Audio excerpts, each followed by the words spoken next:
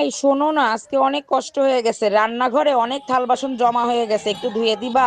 আমি মেয়ে ছেলে না, আমি পুরুষ মানুষ। এমন কাজের কথা বলবা যেটা পুরুষ মানুষরা করে।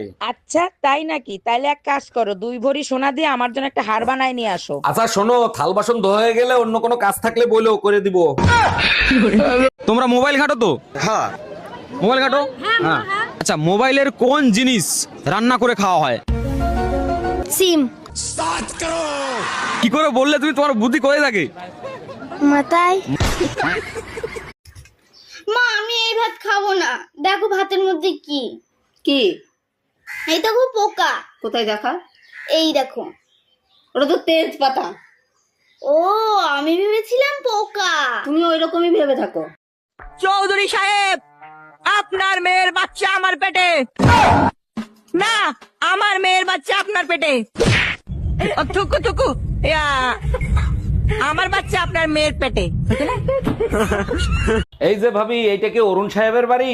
জি স্যার, এটা অরুণ সাহেবের বাড়ি। আপনি কোথা থেকে আসছেন? আমি লোন ডিপার্টমেন্ট থেকে আসছি। অরুণ সাহেব 20 লাখ টাকা লোন নিছিল। হ্যাঁ, লোন নিছিল, আমাদের অনেক দরকার ছিল তাই নিছিল। এখন আমাদের টাকা দরকার, তাই লোনের টাকা ফেরত দেন।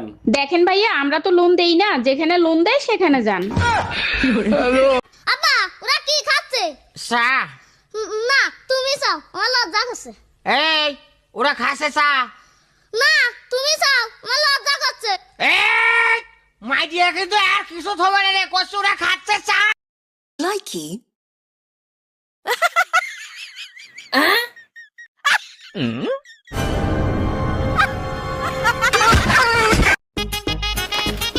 মা, শিবুদার বউকে প্রতিদিন ফল এনে দেয়, কই আপনার ছেলে তো এনে দেয় না? আরে বৌমা, শিবুর তো ফলের দোকান, সেই জন্য ওর বউয়ের জন্য রোজ ফল এনে দেয়। আমার ছেলে তো বিষের দোকান, তুমি কবে বিষ খাওয়া বলবা, আমার ছেলে তোমার জন্য বিষ এনে দেবে।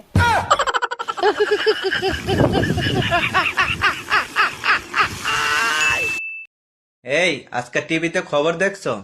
কই না তো, কেন কি হয়েছে?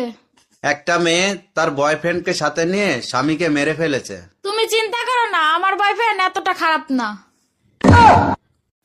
এই বলো তো, তোমার কোন এমন জিনিস যা তুমি ছাড়া কেউ দেখতে পাবে না? আমি ছাড়া কেউ দেখতে পাবে না? না কত কিছুই তো আছে আমি ছাড়া দেখতে পাবো না। না, তুমি ছাড়া আর কেউ দেখতে পাবে না। কেউ দেখতে পাবে না? তোমার এই জিনিস তুমি ছাড়া আর কেউ দেখতে পাবে না। আমার বুদ্ধি? না, হলো না। তাহলে কি আমি জানি না। বন্ধুরা তোমরা বলো তো কি হবে? ভাবি, আগে দেখতাম মেয়ে গোছালো আরে ফিতা থাকতো আর গিট্টু দেয়া রাখতো, এখন দেয় না কে? এখন তো তোকে অত দেরি সহ্য হয় না। আমি পারি না, আর পারি না। ম্যাডাম, বাড়িতে একজন ভদ্রলোক এসেছেন। আসতে বলো। ম্যাডাম, বাড়িতে একজন ভদ্রলোক এসেছেন। আসতে বলো। ম্যাডাম, বাড়িতে একজন ভদ্রলোক এসেছেন। কখন থেকে বলছি আসতে বলো? আমি তো আসতে। ডাক্তার জলদি কিছু করেন, আমারে কুত্তায় কামড়াইছে। সর্বনাশ হয়েছে, আশ্বিন মাসে কুত্তা কামড়াইলে রোগী বাঁচানো দেয়। এগুলো কি বলেন ডাক্তার? তাইলে কি বাঁচার কোনো উপায় নাই? দেখেন, শেষ পর্যন্ত চেষ্টা করব। এখন যান, প্রেগন্যান্সি টেস্ট করে আসেন।